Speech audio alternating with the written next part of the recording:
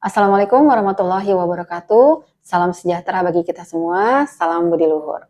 Perkenalkan, saya Sri Wahyuningsi Eskom Mkom, dosen tetap program studi Sistem Informasi, Fakultas Teknologi Informasi Budi Luhur University Jakarta. Video ini merupakan salah satu bentuk pemenuhan persyaratan sertifikasi dosen tahun 2026 sebagai unjuk kerja Tridharma Perguruan Tinggi pada bidang pengajaran. Pada kesempatan ini, saya akan memaparkan mata kuliah yang saya ampuh, yaitu Interpersonal Skill yang berkode UM038 dengan bobot 2 SKS, yang merupakan mata kuliah pilihan yang dapat ditempuh oleh mahasiswa semester 4 dengan bahasa pengantar bahasa Indonesia. Mata kuliah ini bertujuan membekali mahasiswa dengan kemampuan mengenali diri, berkomunikasi secara efektif, bekerja sama, mengelola emosi dan konflik, serta membangun hubungan interpersonal yang harmonis berdasarkan nilai-nilai keberluhuran sebagai bekal di dunia kerja maupun kehidupan bermasyarakat. Capaian pembelajaran lulusan atau CPL Program Studi Sistem Informasi pada mata kuliah ini adalah 1. CPL 07 mampu berkomunikasi efektif, memahami tata bahasa yang baik, dan menyusun karya tulis untuk mendukung kolaborasi dalam organisasi. Kemudian CPL 11 mampu menerapkan nilai-nilai kebudiluhuran berlandaskan Pancasila serta memahami fungsi dan keragaman bahasa. Selanjutnya, untuk capaian pembelajaran mata kuliah atau CPMK pada akhir perkuliahan, yaitu CPMK 112, mahasiswa mampu mengidentifikasi dan menghindari perbuatan tidak baik serta meneladani perilaku berbudi luhur dalam kehidupan sehari-hari.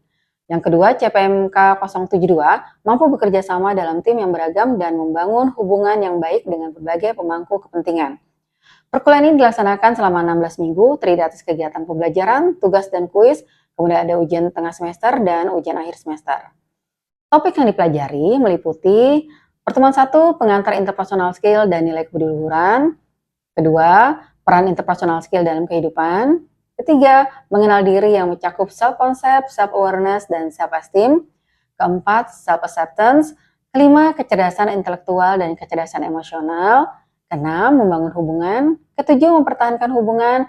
Kedelapan adalah ujian tengah semester. Pertemuan ke-9, pentingnya mengembangkan interpersonal skill. Pertemuan ke-10, manajemen konflik. Ke-11, komunikasi efektif. Pertemuan 12, positive thinking. Pertemuan 13, assertive communication. Pertemuan 14, kunci hubungan yang harmonis. Pertemuan ke-15, interpersonal skill dalam dunia kerja. Dan terakhir pertemuan ke-16 adalah ujian akhir semester.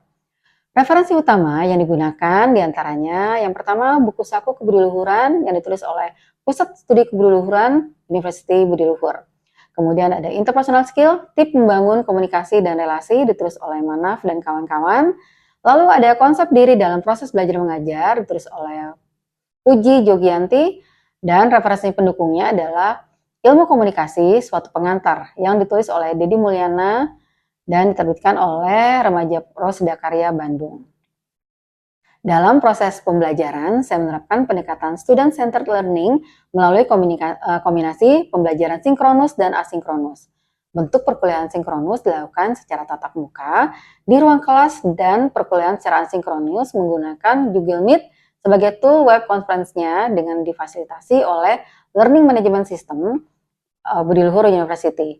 Dalam LMS ini, mahasiswa dapat mengakses materi, mengupload tugas baik secara mandiri ataupun kelompok. Evaluasi pembelajaran mata kuliah ini didapatkan dari 3 komponen, yaitu ceramah, diskusi, dan kuis atau tugas. Dan bobot penilaian dari komponen evaluasi ini adalah yang pertama tugas dan kuis, 30% termasuk presensi di dalamnya, kemudian UTS 30% dan UAS 40%, sehingga total bobot evaluasi penilaian mata kuliah adalah 100%. Melalui mata kuliah ini, saya berharap mahasiswa tidak hanya memahami konsep interpersonal skill, tetapi juga mampu menerapkannya dalam kehidupan akademik, organisasi maupun dunia kerja, sehingga menjadi lulusan yang profesional, adaptif, dan menjunjung tinggi nilai-nilai kebudiluhuran. Demikian pemaparan mata kuliah interpersonal skill yang saya ampuh. Selanjutnya akan ditampilkan cuplikan proses pembelajaran yang saya laksanakan secara sinkronus di kelas. Terima kasih. Wassalamualaikum warahmatullahi wabarakatuh. Salam budi luhur. Assalamualaikum warahmatullahi wabarakatuh. Salam budi luhur. Oke, selamat siang semuanya, teman-teman semuanya. Hari ini kita masuk ke mata kuliah interpersonal skill ya. Kalian sudah milih interpersonal skill. Oke, kita lihat ini sebentar. Nah, hari ini kita adalah pertemuan yang pertama, yaitu kita akan membahas tentang pengantar interpersonal skill. Sebelumnya, saya mau bicara tentang ini dulu nih. Ini ya. Nah, dari kalian pasti sudah ada yang kenal dengan saya atau belum? Sebagian udah ya. Oke, nama saya Sri Wahyuningsih, Eskom Mkom. Alamat email saya ada, bisa kalian lihat di e-learning ya. e-learning.ac.budilhur, e-learningbudiluhur.ac.id. Kemudian di sini kita akan kuliah 3 kali online, kemudian sisanya tatap muka 12 kali. Nah, ini ada persentase penilaian. Ada penugasan 30% itu termasuk presensi. Ingat, kelulusan kalian itu didasarkan pada presensi kehadiran lebih dari 80%. Jadi kalau kurang dari 80%, walaupun nilai kalian bagus, itu tidak lulus ya.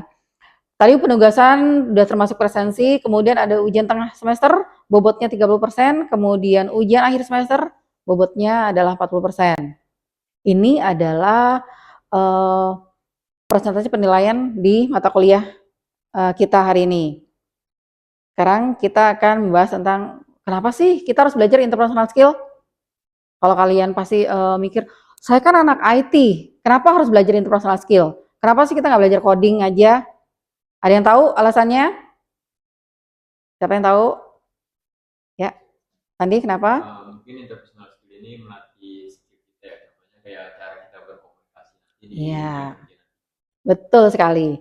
Jadi kenapa anak IT atau sistem informasi harus ngambil, bukan harus ya, ini karena pilihan ya, mengikuti mata kuliah interpersonal skill, karena di sini kita lihat tujuan pembelajarannya. Setelah mengikuti perkuliahan ini, mahasiswa diharapkan mampu yang pertama menjelaskan pengertian interpersonal skill, kemudian memahami pentingnya interpersonal skill dalam kehidupan sehari-hari dan dunia kerja, kemudian menjelaskan hubungan antara interpersonal skill dengan nilai kebudiluhuran. Jangan lupa karena kita kuliah di Universitas Budi Luhur. Kemudian yang keempat, menunjukkan contoh perilaku interpersonal yang baik, baik di lingkungan kampus maupun di lingkungan kerja atau di masyarakat. Kemudian membangun hubungan awal yang positif dengan dosen atau teman sekelas atau teman yang lainnya ya. Nah, topik pembahasan kita hari ini, kita akan bicara tentang pengantar interpersonal skill dan nilai-nilai kebudiluhuran. Nah, ini tadi sudah perkenalan. Kemudian, referensi yang saya gunakan untuk mata kuliah ini adalah buku saku kebudiluhuran yang ditulis oleh Pusat Studi Kebudiluhuran, Universitas Budi Luhur. Kemudian interpersonal skill, tip membangun komunikasi dan relasi yang ditulis oleh Manaf dan kawan-kawan. Lalu ada buku konsep diri dalam proses belajar mengajar oleh Puji Jogianti, dan sumber lainnya yaitu Ilmu Komunikasi, suatu pengantar yang ditulis oleh Dedi Mulyana. Baik, kita langsung masuk ke inti materi hari ini. Di sini kita lihat ada 2 mahasiswa yang memiliki IPK yang sama, yaitu 396. Mahasiswa yang pertama, dia pintar, kemudian sulit bekerja sama, mudah marah, dan tidak mau mendengarkan orang lain. Sementara mahasiswa yang kedua, dia selain pintar, ramah, mudah diajak berdiskusi, bertanggung jawab, dan komunikatif. Sekarang pertanyaannya adalah, jika kalian menjadi HRD sebuah perusahaan, kira-kira siapa yang akan kalian pilih? Mahasiswa kedua.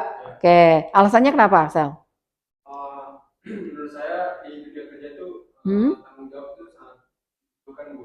Oke. Terus diskusi juga butuh biar semuanya itu berjalan dengan lancar, ada komunikasi, Ya. terus tanggung jawabnya juga bisa selesai semuanya.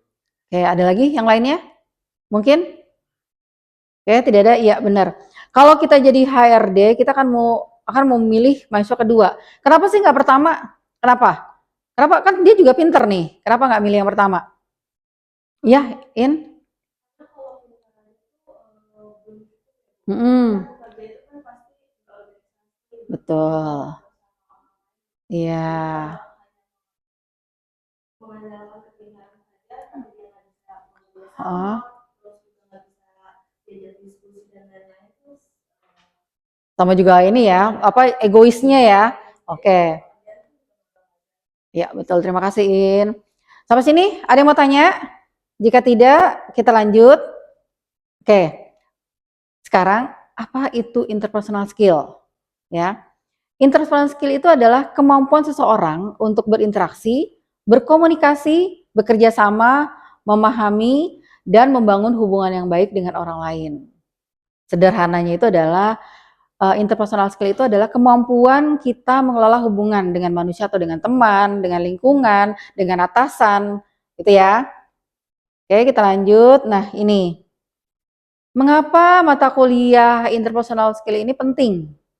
Nah, di sini sebagai mahasiswa sistem informasi, nanti kalian tuh akan menjadi di sini contohnya tuh ada programmer, sistem analis, database administrator, UI UX, ada IT consultant, project manager, dan software engineer. Pertanyaannya adalah dari sini kita bisa nggak kerja sendirian?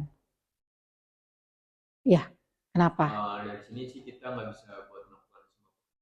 Heeh. Karena kan dari contoh pekerjaan yang nantinya akan dilalui oleh mahasiswa informasi, contoh di sini kayak programmer. Betul. Programmer mungkin bisa membangun sebuah aplikasi atau sebuah website. Hmm? Kan dia perlu dengan sistem analis dan database administrator dan lain sebagainya. Iya. Jadi meskipun dia sendiri, dia tetap harus melakukan komunikasi dengan tim lainnya. Betul sekali. Dengan UI UX designer ketika dia sudah membuat prototyping, tapi tidak ada yang eksekusi, contohnya dari programmer itu apa yang sudah dia buat prototype-nya tidak akan terrealisasi. Betul. Jadi semua itu kalau kita bekerja sendiri itu tidak akan bisa. Jadi semuanya itu kita harus berkesinambungan. Seperti juga manusia itu kita sebagai makhluk apa sih? Sosial, benar. Jadi kita nggak bisa melakukan pekerjaan itu sendiri. Apapun itu ya. Oke. Ada lagi mau nambahin? Tidak ada? Oke, kita lanjut. Nah, semua pekerjaan IT ini membutuhkan, benar tadi salah satu udah disebutin sama Sandi ya, ada komunikasi, kerjasama, diskusi, presentasi, dan negosiasi. Sekarang misalnya gini, pada saat kita negosiasi, tapi kita nggak bisa komunikasi, kita nggak bisa memanage emosi kita, terus kita mau pendapat kita didengar oleh user. Kira-kira proposal kita jalan nggak? Berhasil nggak? Diterima nggak? Enggak. Oke, kita lanjut. Fakta dunia kerja. Banyak lulusan gagal diterima bekerja bukan karena kurang pintar, tetapi karena apa? Tadi itu tidak bisa berkomunikasi, sulit bekerja sama, kemudian egois, tidak mau menerima kritikan orang lain, terus juga tidak mampu menyampaikan ide. Karena gini, kita punya ide, tapi kita nggak berani. Nah, percuma kan idenya hanya ada di mana? Di kepala kita, tapi nggak bisa kita sampaikan. Jadi di sini hard skill itu membuat kita diterima bekerja, tetapi interpersonal skill atau soft skill itu membuat kita bertahan dan berkembang. Ya, ingat ya. Jadi kita jangan cuma menjadi orang yang pintar saja, tapi kita juga harus bisa menjadi orang yang bisa berkomunikasi, mau menerima kritikan, memiliki empati, seperti itu. Kita lanjut. Ini ada ilustrasi. Bayangkan sebuah tim membuat aplikasi. Di sini ada programmer, UI designer, database, engineer, terus kemudian ada tester dan project manager. Nah, jika semuanya pintar tapi tidak mau mendengarkan orang lain, kira-kira apa yang terjadi? Ada yang bisa jawab? Astri mungkin? kalau misalkan kita punya tim tapi nggak mau dengar itu proyeknya nggak bakal jalan sih Bu. Soalnya kalau orang yang egois itu bakal jadi di dalam sebuah tim itu kita harus berunding, membicarakan solusi terbaiknya juga, terus ide-idenya apa aja yang bikin sistem ini jalan atau ya betul. Ada lagi yang lainnya? Ada yang menambahkan? Tidak, ya. Jadi kalau misalnya semuanya pinter, tapi nggak ada yang mau diajak diskusi, nggak mau ada yang terima kritikan, nggak mau komunikasi, nggak mau misalnya sulit untuk menyampaikan ide, semua ini aplikasi yang akan kita buat itu percuma. Jadi intinya apapun itu harus ada komunikasi, kemudian mau menerima kritikan, terus juga kita harus bisa menghandle emosi kita. Karena kalau dalam sebuah tim itu pasti ada silang pendapat, benar? Kalau kita mengedepankan ego kita, itu nggak jalan itu, ya. Oke, lanjut kita. Nah ini hard skill versus dengan interpersonal skill. Di sini kalau hard skill kita tahu ya, ada coding, kemudian ada database, networking, lalu ada analisis sistem dan UI design. Kemudian kalau interpersonal skill, di situ ada komunikasi, empati, kerjasama, lalu menghargai pendapat, dan leadership. Kesemuanya itu harus berjalan dengan seimbang dan seiringan. Jadi nggak bisa tuh, oh kita mengedepankan hard skill aja nih, toh saya pintar gitu loh. Tapi kita lupa bahwa kita harus memiliki empati juga, harus juga mau mendengarkan pendapat orang lain, itu ya. Nah, ini ada 9 nilai kebuduluhuran yang kalau misalnya kalian di Budiluhur pasti selalu dengar ya. Soalnya kalau setiap peneruan pertama tuh pasti ada. Dosen pasti akan membahas tentang 9 nilai kebudiluhuran. Nah, apa aja sih? Pertama, sabar mensyukuri, cinta kasih, suka menolong, jujur, tanggung jawab, rendah hati, toleransi, kerjasama, dan sopan santun. Nah, di antara 9 ini, saya mau tanya, kira-kira mana yang paling sulit kalian lakukan? Yang sulit nih, apa? Yang paling sulit sekali. Contoh misalnya gini, Bu, saya tuh nggak bisa kerjasama, Bu. Saya nggak bisa tuh kalau misalnya di tim. Soalnya biasanya kalau misalnya di tim itu teman-teman tuh suka ngandelin, jadi saya nggak suka. Nah itu coba, ada yang mau ini? Saya tanya boleh? Kakak, maaf, siapa namanya Kak? Raka. Raka, dari 9 ini, yang paling Raka sulit itu yang mana? Diterapkan dalam diri sendiri? Kalau saya sendiri paling tanggung jawab. Tanggung jawab. Kenapa itu? Kalau kita Ah, kadang tuh nggak bisa 100%. iya ya. Nah itu biasa nih tugas kuliah kan? Hmm. Kalau buat kamu tanggung jawab sulit? Oke. Oke.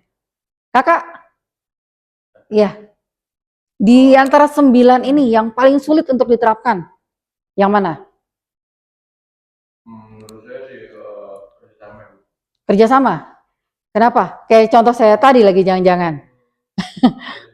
Apa itu? Mungkin juga kalau ada tugas yang butuh kerjasama tim, kadang memang ada orang yang sulit kerjasama, jadi kita nggak bisa sinkron gitu. Oh nggak bisa sinkron, jadi nggak bisa nih nyatuin pendapat nih karena mungkin temennya itu egois atau sayanya kitanya sendiri gitu.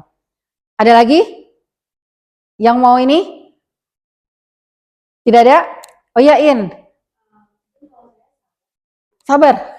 Kenapa sabar? Sulit ya?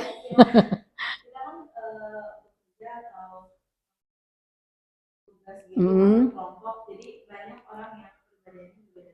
Ah, Ada yang egois, iya. jadi kadang itu menguji kesabaran. Oh gitu, oke. Siapa yang sama main? Nggak bisa sabar nih gitu. Nggak ada? Oke. Ada pertanyaan dari 9 nilai kebetulan ini? Tidak ada, kita lanjut ya. Oke, ini ada studi kasus. Dalam kelompok terdapat 5 mahasiswa. 4 mahasiswa mengerjakan tugas, 1 mahasiswa hanya muncul saat presentasi aja. Bagaimana sikap yang seharusnya dilakukan oleh kalian nih sebagai anggota kelompok? Ini diskusikan, kemudian nanti kalian jawab di ini ya, di e-learning. Nanti kalian buka e-learningnya, nanti itu ada tugas itu. Ingat jangan lupa ada batas pengumpulannya. Oke. Kemudian sini refleksi nih.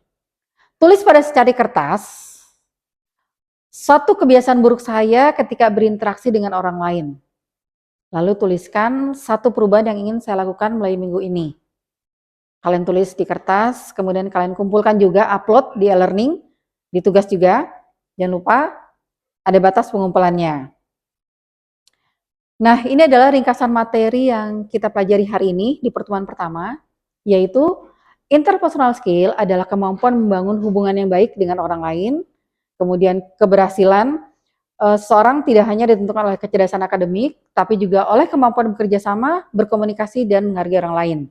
Lalu nilai-nilai kebuduran seperti jujur, disiplin, tanggung jawab, empati menjadi fondasi dalam hubungan yang sehat. Nah, sebagai mahasiswa sistem informasi, ini memerlukan interpersonal skill untuk bekerja secara efektif dalam tim untuk menghadapi tantangan dalam dunia kerja. Sebagai penutup, orang yang paling sukses bukan selalu yang paling pintar, tetapi yang mampu belajar, bekerja sama, menghargai orang lain, dan terus memperbaiki dirinya. Lalu di dunia sistem informasi, teknologi memang penting, tetapi manusialah yang membuat teknologi untuk memberikan manfaat. Oke? Ya, selesai sampai sini dulu. Ada yang bertanya sebelum saya menutup pertanyaan kelas ini? Ya, Asri. Kan interpersonal skill itu kan melekat pada diskusi, komunikasi, kerjasama. Iya. In case ada mahasiswa yang pemalu, Bu, apa bisa berkembang di mata kuliah ini? Oke. Oh, terima kasih Asri atas pertanyaannya. Sebetulnya komunikasi dan yang lain itu kita bisa kembangkan. Karena itu bukan bakat ya, tapi kita bisa pelajari dengan caranya banyak berdiskusi, banyak berkumpul, banyak berkomunikasi dengan teman, kemudian dengan lingkungan sekitarnya. Jadi banyak-banyak berkumpul, nanti akan terbiasa, akan membangun kepercayaan diri kamu, jadi nggak pemalu lagi, dan lain-lain. Oke? Ada lagi? Tidak ada? Oke, terima kasih semuanya sudah hadir di kelas hari ini. Saya akhiri. Oh ya, sebelum saya hari, saya absen dulu ya. Sebentar. Oh ya, kalian buka e-learning, kemudian klik daftar hadir. Oke, jangan lupa, saya tutup sampai 1 jam dari perkuliahan ini dimulai. Enggak 1 jam, iya 1 jam. Ya, oke? Baik, terima kasih. Wassalamualaikum warahmatullahi wabarakatuh. Sampai ketemu minggu depan ya.